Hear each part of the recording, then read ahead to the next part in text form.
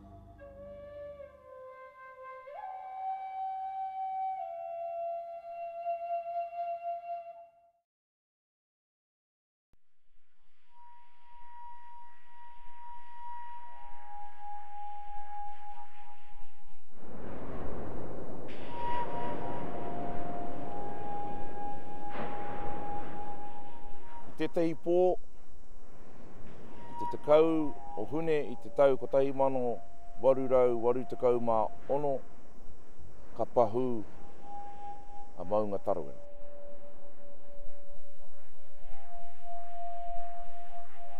On a still night, on the 10th of June 1886, at midnight, Mount Tarawera first erupted. On the night of the eruption, when it started at midnight, people went out of their houses and looked for a view of the mountain because it was like watching a fireworks display, and they thought it was wonderful. And this went on for a couple of hours until about 2 a.m. when they started hearing a thump, thump, thump as the mud and the debris from the mountain landed and started building up around them and also bringing fire. This went on for 2 or 3 hours until the morning came, and there was a number of casualties.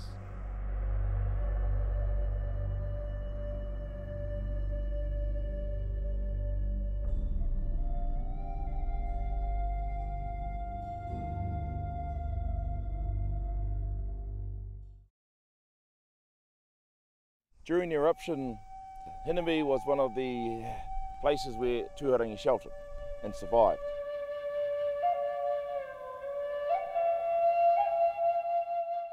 They also went to Hori Taiawhio's house, which is down beside the hotels.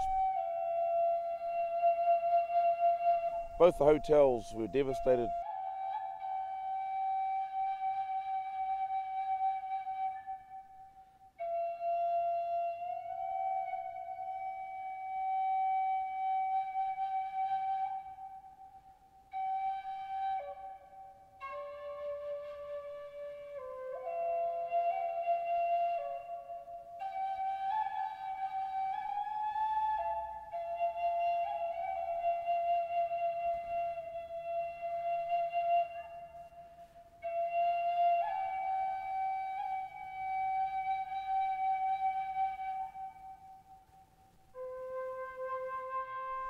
The teacher's house,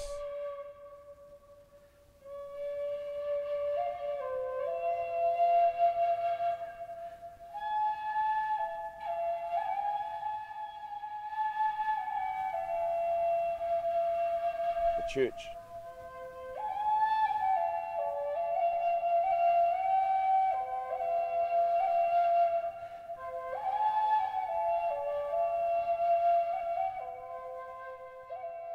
but the design, so we say the A-frame of the wharenuis meant that very few casualties were sustained by Tūhourangi here in Tarawera.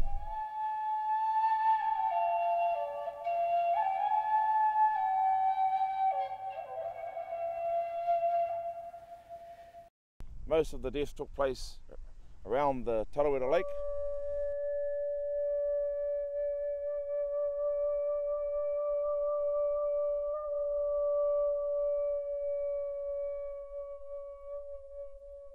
Whether it be at Toki Niho, Maura, Te Ariki, Roto Makariri, Roto Mahana. That's where you get over 100 people passing away.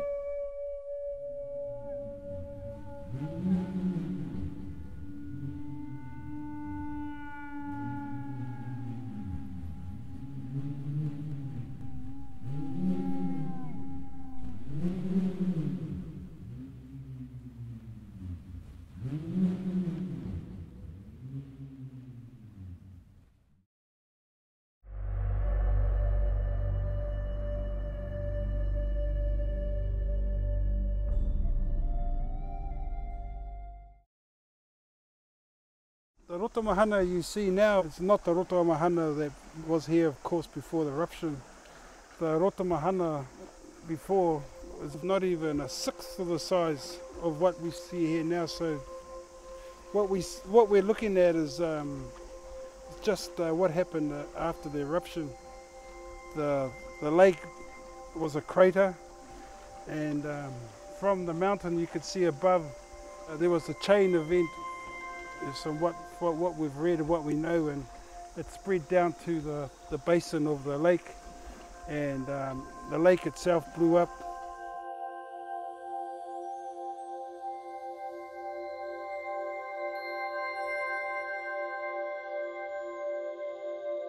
It's now at least 40 metres above its original height, and in fact it's risen so much that it's joined with the former lake, the second lake called Roto Makariri. The lake used to drain, Roto Mahana used to drain out into Tarawera through Kaiweka. But on the night of the eruption, so much debris was dropped and ash was dropped on that stream that it blocked, and the lake started rising and kept rising until it got fully 40 metres. And finally found an outlet to the south called the Waimangi stream.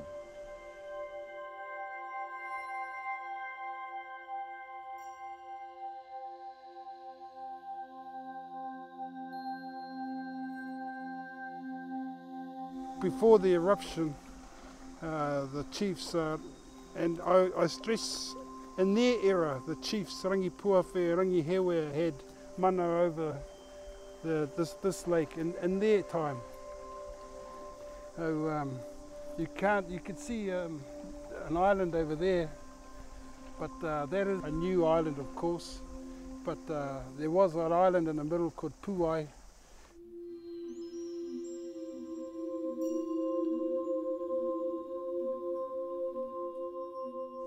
And on that island were hot pools where the villagers used to go there and bathe in. Ngāti Tāwi chief Rangi Hewa had rheumatics. It was his custom to come in the winters and he'd row out with his people to a Puai island, just a small island. In fact, someone described it as the centre of a volcano. It was so active, but he'd lie there during the winter on his back so that it would lessen the pain of rheumatics. And so he and a number of his tribe, Ngāti Tāwi, were here on the night of the eruption and were killed outright. And at Roto Makariri, a group of Ngāti Rangitihi were also killed, as were another group under the chief Hakaraya Ngāti Rangitihi at Maura.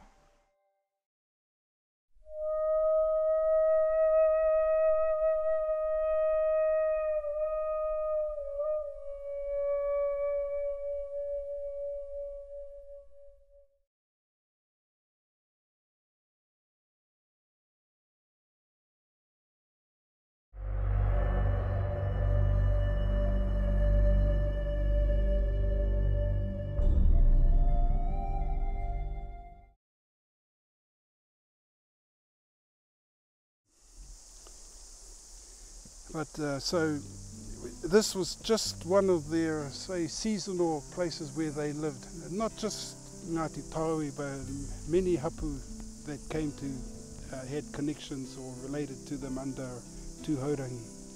But it has became well known as Ngāti Tarawera because they were the last hapu here just before the eruption.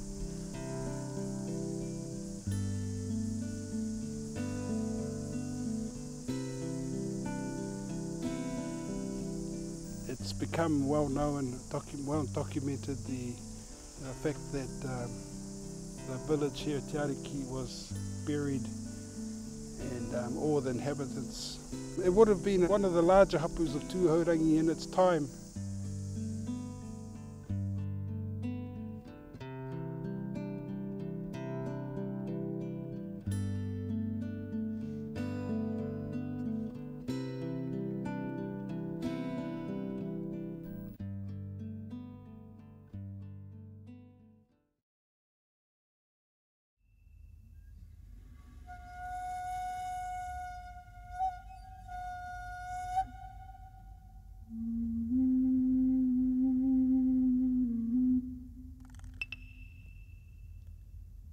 Te putori no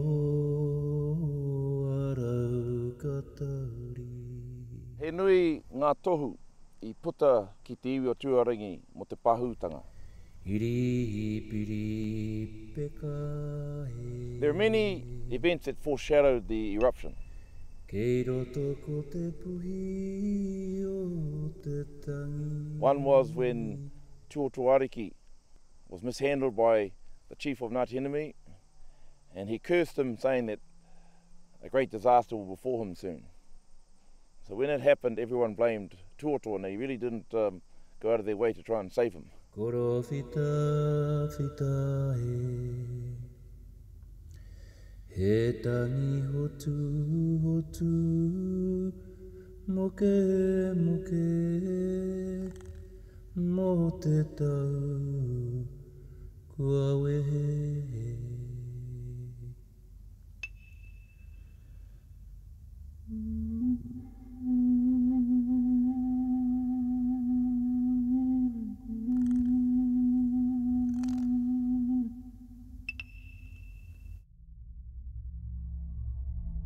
Tuarua, I ngā rā I mua tata I te pahu, ka kitea te wai, e tumu ana, e pari ana. The people were mystified at how the water would recede and then come back, and recede again and come back like a sea tide. And yet the lakes don't exhibit those characteristics.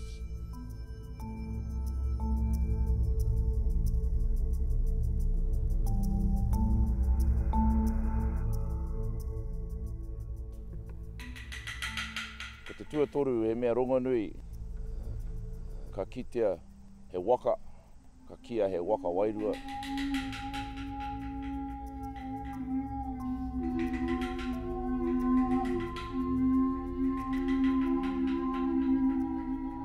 I kitea e tetei kuia o Tūhourangi, I āia e hoki atu ana I te tangihanga o Āporo.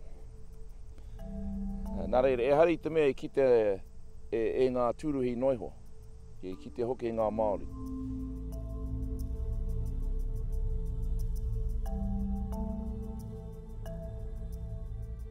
Ka mutu ko te poropititanga a te Kōti. One of the great Māori prophets who came through here to Kōti, he came from Ohinumutu. And he stayed at Te Wairo on his way to Te Whaiti, and he prophesied that this place should be left because something disastrous would befall it in time.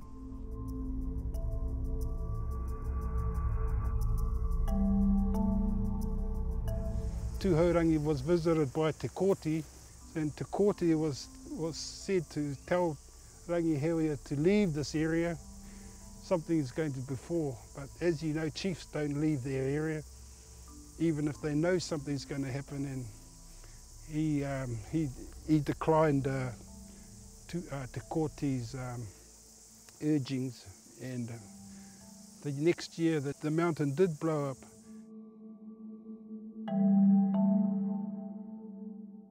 Some say it was because the Tūhourangi were besotted with alcohol and all the other rich foods of the Pākehā. But Ngāti Tāui, and I only speak on Ngāti Tāui's behalf, were people that didn't follow Christianity. They didn't adopt Spencer, they didn't adopt his learnings, they didn't adopt Chapman's.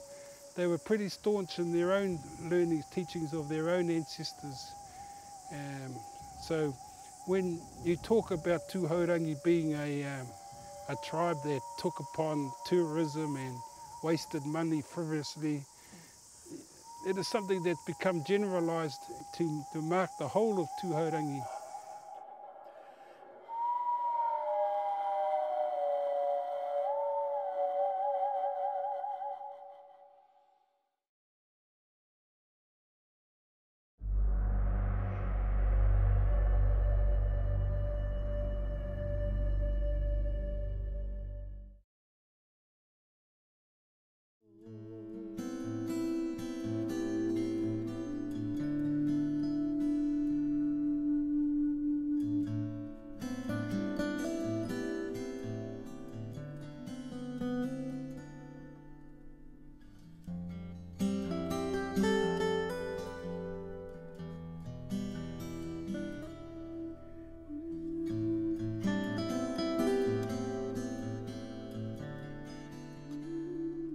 Te iwi nei ana te Tarawera,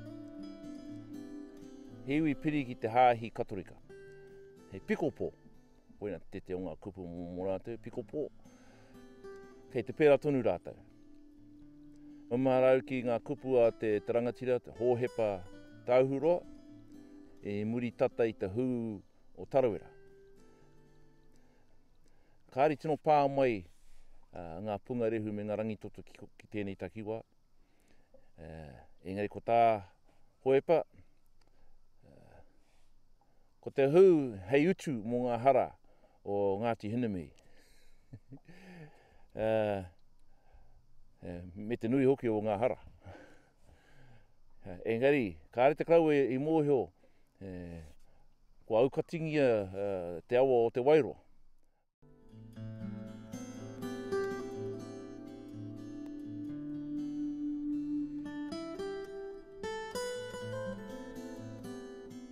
Nā reire ko te roto nei, ka piki haere.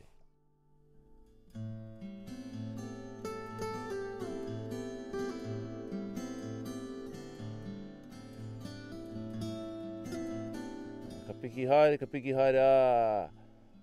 ka toro mi, ko te wāhine e kaitiriria. Nā reire ka heke atu te iwi ki rungara, ki Pākaraka. Kei tā wāhi mai o Tumanui, ki reira noho ai moake tunu atu.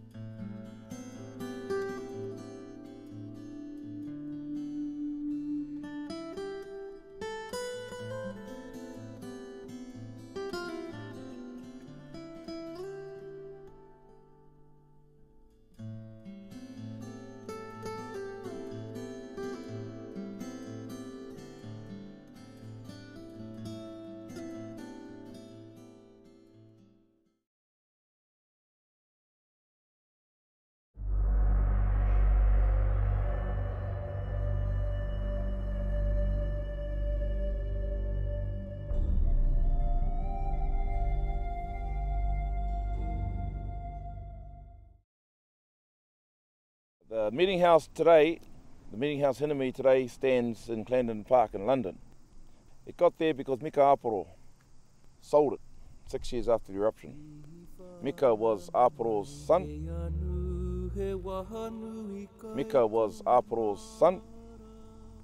And he was approached by the engineer of district council here, a man called Camille Malfoy. He was looking for a meeting house for the Governor General of the day to take back to England. And so the meeting house is still over there and it's visited by Hinamei. I remember in the 70s our uncles and aunties going over there requesting it back. It was declined, it's under their National Trust. So it's a place that Ngāti Rānana uses and Tūhourangi have visited in recent times as well. Ka huri he ko wene wene Pa ko matapi I te pō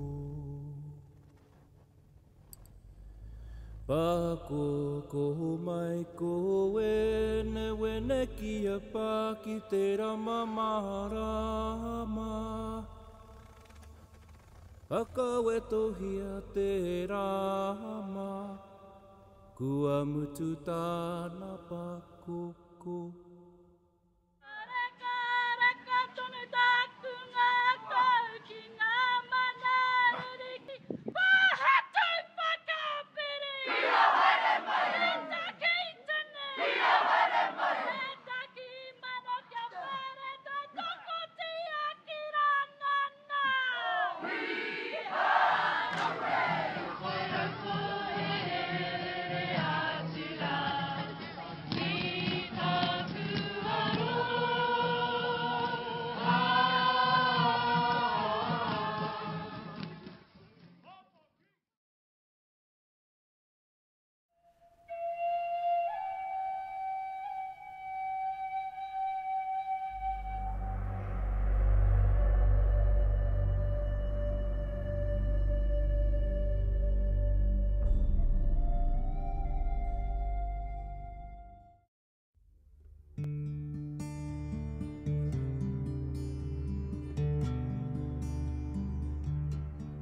Tūhourangi and Ngāti Enemy haven't returned to either to Wairoa or Tarawera in great numbers.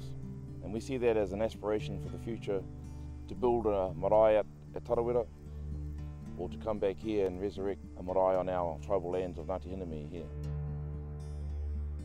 Koranga whetū I te marae nui atea Ti tātai ki te Tūhourangi mai We only have a small percentage of the lands we once had, Tūhourangi. A lot of it was taken by the urgings of surveyors and the Crown wanting to purchase land in the areas. We lost a lot of land before the eruption because of the dealings of surveyors who paid money to purchase as much land as they could, of whoever they could. We got to the stage where we used to have our own committees formed. One was Putaiki, which was to look after the lands that we had. These are one of the few lands we still have, and in a sort of way we're still trying to wrestle from others that are trying to grab these lands. They say the pen is mightier than the taiaha, and I believe that. As long as we know where our ancestors lived and where they roamed and where they fought, it is only a small consolation, but some of these lands where we are at the moment are still lands that belong to our tribe. I'd like to think that we could get back here one day. Of course we supported a walking track. Now, I supported this track for education purposes. A lot of our children will be able to walk over these areas now, and only for education purposes. I'm not a great fan of tourists, but you can now bring in school children without having to take a boat. The track ends near here and starts up at Henemihi, and it's a cooperation of all the hapu and the landowners and the Department of Conservation that has allowed this track. There has been some opposition, some from our own people that say that it may not be, they may go over some sensitive areas, but this was once an area which had roads, horses. These wattles are a result of the feed that the horses ate. The feed came from Tasmania, and of course inside the oats were wattle seeds, and when the horses did their bit they dropped the seeds and up grew the wattles. So it's a remnant of what took place before the eruption, but there were roads well-known walking tracks between here and Hinemihi, and of course we wouldn't allow places of sensitivity to be traversed. But for education purposes, it's a great resource. The views that you get from these tracks is just stunning. Some of the places where the track takes you, you could never get to unless the track was built. Of course, some of us who want to can make money out of guiding them, as our ancestors did. But that is their choice. But for education purposes, I've supported the track. I was a little apprehensive at first, but I did see the bigger picture, and knowing that some of the only people that could get here are by boat, and most of them were Europeans. Not many of our Māori people were able to get here, but the track's allowed that now, and hopefully it'll continue around the lake.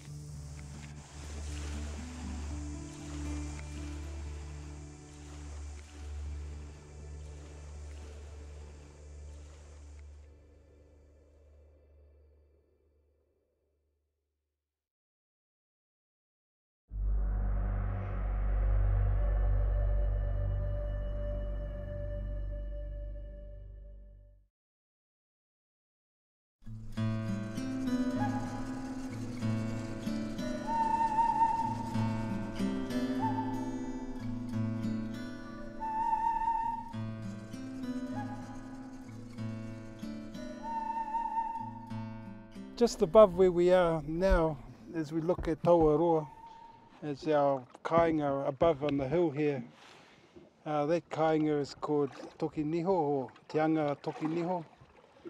And if you go up there, you can see below its proximity to all the lakes. It is only a short distance down to Rotokakahi or Kareka, and not far to Okataina. From the top there, it has a panoramic view of this lake and several other lakes. But just prior to the eruption was one of Rangihewea's sons was living there with his family, Tamihana. Tamihana was a bit of a character. He was a strongly built man, and apparently there was a passing circus here, and he wrestled with one of the dancing bears they had, and then he wrestled with one of the soldiers of Gilbert Mayor. This one would have been during the 60s, during the land wars. He was noted for being very powerful. He had 10 children. They lived in the village above here, and they were buried there by the eruption.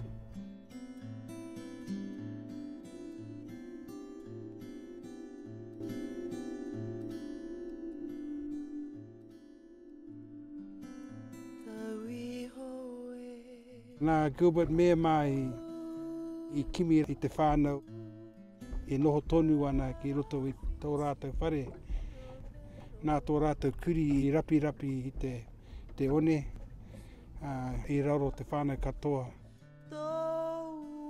Nō reira I mātou e nei he tapu taua wāhi. Engari I mua he tētahi o ngā pā o ngā kāinga tawhito Tūhourangi. Wai maari o mātou ki te noho ki raro I taua poke. I tēnei wā e hanga ana mātou e tētahi marae mō Tūhourangi mō tātou I tēnei wā. Mai te kakano ka tipu te pura pura I rui a mai I rangi a te ao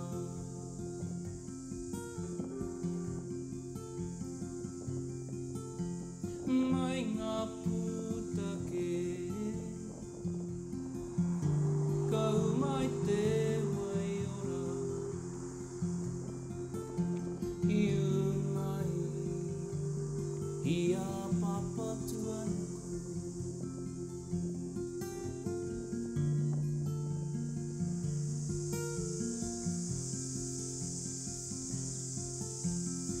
mai